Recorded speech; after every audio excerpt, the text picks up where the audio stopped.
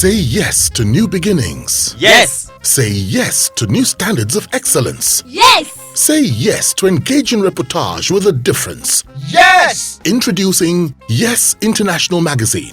The time to say yes to your dreams and aspirations is here.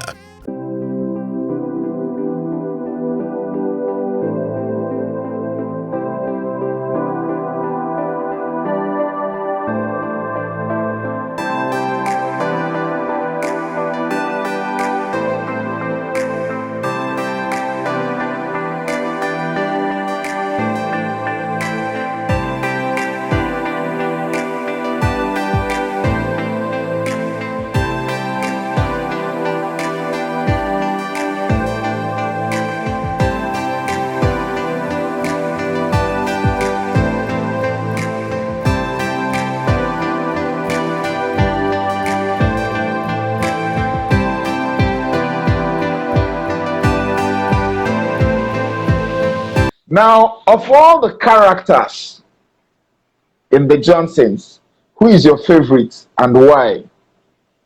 All the actors, who do you like most, the person's role and why? Other than yourself. No, I'm not going to judge myself. I'm not going to judge myself. That again would be Chinedu Ikedieze, that is the role of Ifitobori Johnson. Yeah, why? Yeah, you see, if we go into the sociology of drama as it concerns the Johnsons, you would know why I have special interest in the character Ifitobori Johnson. I also had that interest in the character of Spiff, and I'll tell you why. Okay. The character of Ifitobori Johnson, if you look at the actor playing the role, to the feeble-minded, you probably be persuaded to believe that there is a shortcoming somewhere. But the character is playing is so endued with so much knowledge, so much hunger for excellence, academic excellence, that it never would cross your mind that the character get any defect. If he stand in the presence of giants, if now exam now he go come first. If there are naughty issues requiring someone with strong intellect, he would be the one to proffer that. So through him, I see an opportunity to speak to parents, to speak to words, to speak to people out there, that even in the most unlikely places could be where God has deposited life-changing intelligence. Okay. I am speaking in parables, and I want to believe that we are catching it. We are. Yes, the character of Spiff. This man, if you even use cutlass, open the head, put book for inside, you know, go see no one. You know, yes, you know, go see no one.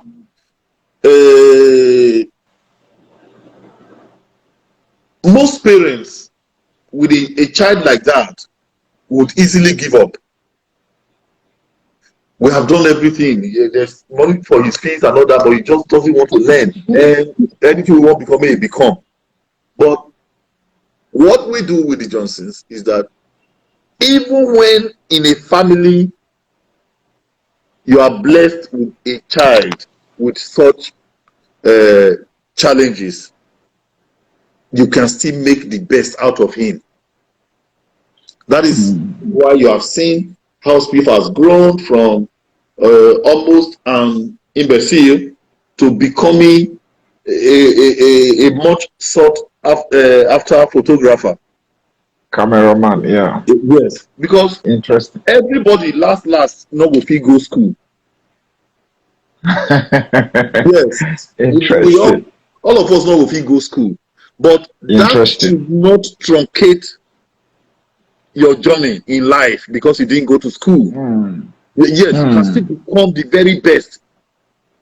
Interesting. Tari is not too dull. He's not too intelligent, but he not just one like school. He just like the fast lane. Today, just wants to be a fashion designer. Yes, you can't mention 10 designers and Tari stitches no go feature in that list.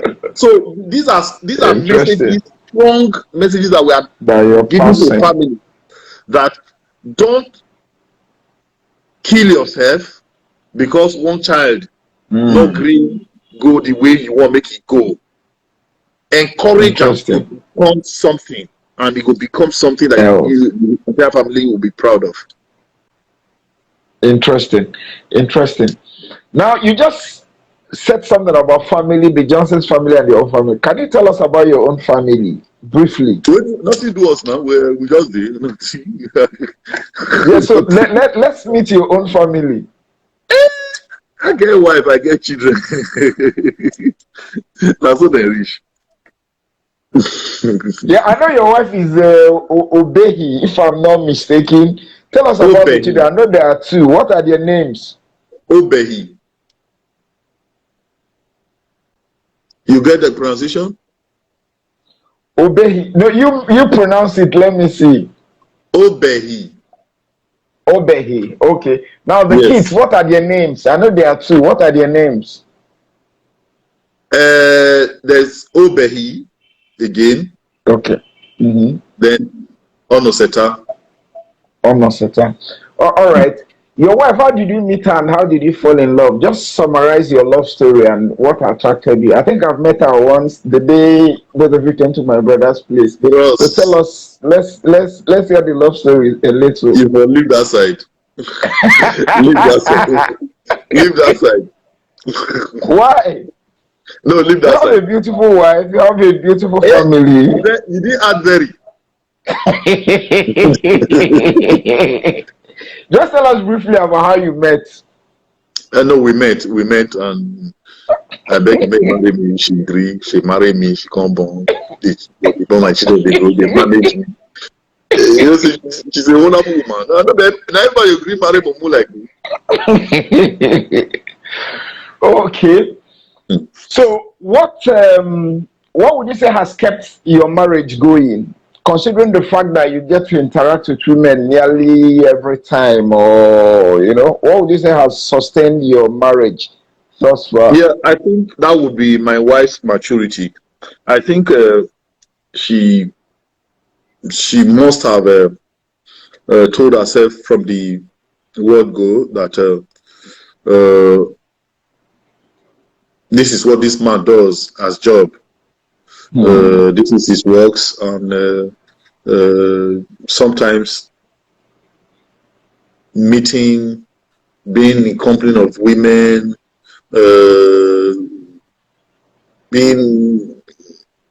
staying outdoors. Sometimes I travel for a shoot, stay a week or two. So she must have told herself from the very beginning that this not the work, and she told herself that I am prepared to cope with this. So that has helped a lot. That is why at every opportunity I want to try to make up for all the time I am not around. I try to make up for all the time I should be home that I am not home, because many people not going to understand. It's not easy for actors what their wives go through. Yeah. Interesting. Now, for some people, when they want to relax, they watch your films, they watch your programs and everything. And the When you problem, want to relax, what oh, do you you see, do? What are the things? How you do way you they now make keep people your own relax. self happy and You way they make people relax. You yeah? know So what I how do do that they you relax? what do you do for relaxation? Uh, well, I try to read. I used to be Okay. an avid reader, but the struggle to put food on the table uh, has become a major battle.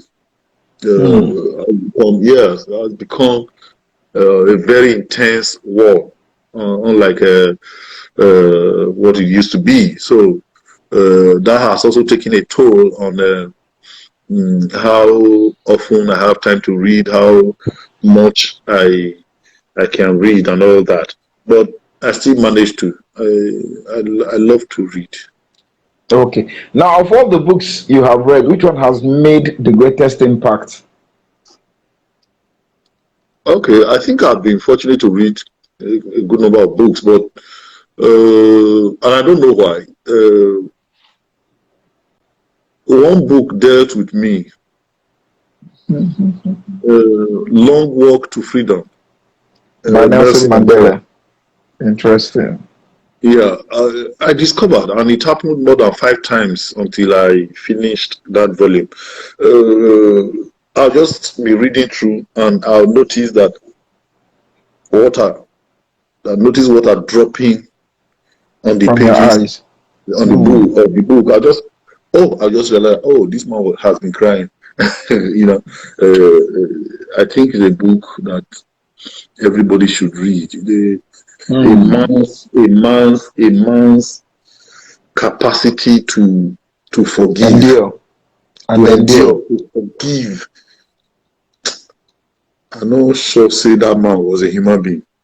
Um, Interesting. Interesting. it just flip all the things people do you, the same You people, just you let just it flip go. it like it never happened. Where did Ah, that God. happen? Mandela was a super human being. Woo! That book made a lot of Interesting. Interesting. Now, I'll take two more questions so that I can free you. What is your take on Nollywood? How do you see Nollywood generally? okay. The story of Nollywood can never be fully told. I think as long as the government fails to realize that this is a gold mine,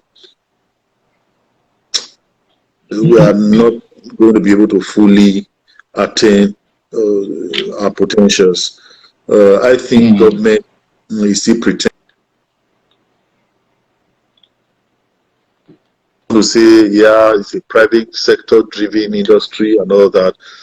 There is room for government to support the industry because what we do tells so much about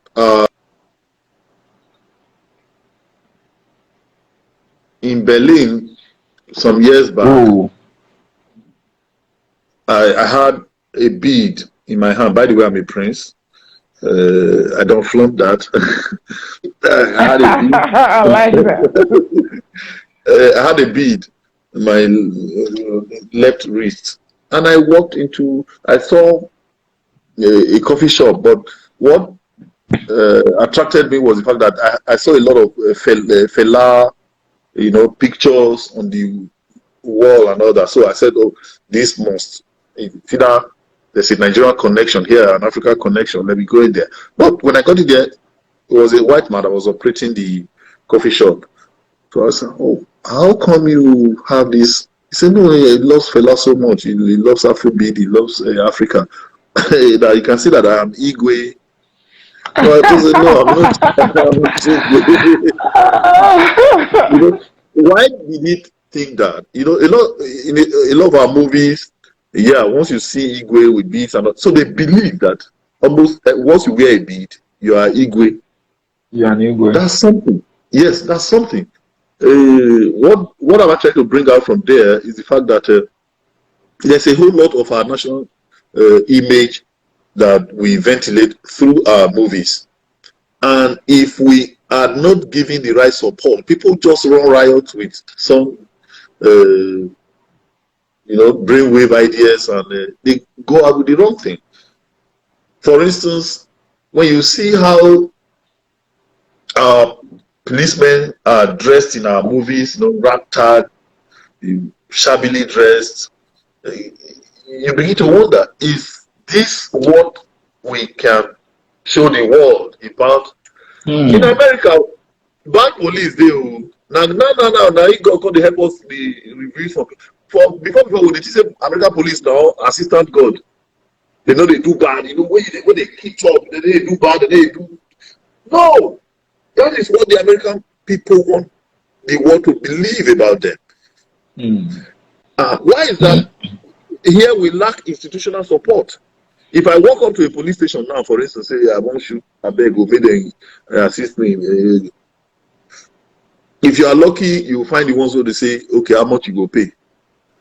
Others will just go, I beg, go to do answers that day. Now you won't come beg us to shoot with police. So, such mundane, pedestrian reasoning. So I think the industry can do with a lot of institutional support. I think the industry can do with a lot of government intervention, grant in the terms of grants and interest-free loans and all that. I think we still need to have a regulatory framework to guide us as a professional body. I think there should be some kind of entry requirements. It shouldn't be, they say bread. Yes, as bread. No, plastic bread don't cost. People don't agree buy from here again. You want to No, fair enough. It's an insult on everybody that calls himself a professional. Yeah, an actor. All right. Now, my final question will be: considering where you're coming from and how far God has brought you, what more do you want from God? Plenty. He don't try. If you know my story, you just say don't try. That's a story for another day. Don't worry. What they will do a major expose. If you know where they come from, the hole that God brought me out from, you know that Baba don't try for me well. But again, it's not a crime to be Oliver Twist. We still want to ask for more. The grace to continue to remain relevant, the strength to trudge on. I think there's so much more that I still can give. I ask God for strong health, good life to be able to pull all of these dreams through. A whole lot I would like God to still do for me. Okay. Now let me. I said that was going to be the last question, but let me take one more question before I free you. What was the greatest lesson you learned growing up in the ghetto?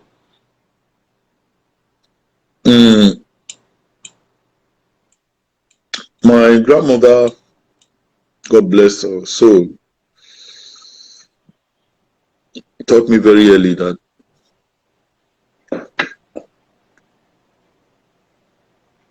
whatever you have, there's not a thing that can be so small that it cannot be shared. It cannot be so small that it cannot be shared. So I believe so much in sharing. Yes, I believe so much in sharing. I do not see any sense in amassing so much for yourself when the next person don't have as little as a meal. So it's a lesson I learned very early in life. It's a lesson that see pass my everyday life till date. I believe in sharing. I believe that if we all can just share with the next person, the world would be a better place for us all. Thank you. Thank you very, very much, Mr. Charles Inojie, for your time, for your thoughts, and for everything. And also to all those who made our time to join us this night. I'm very, very grateful.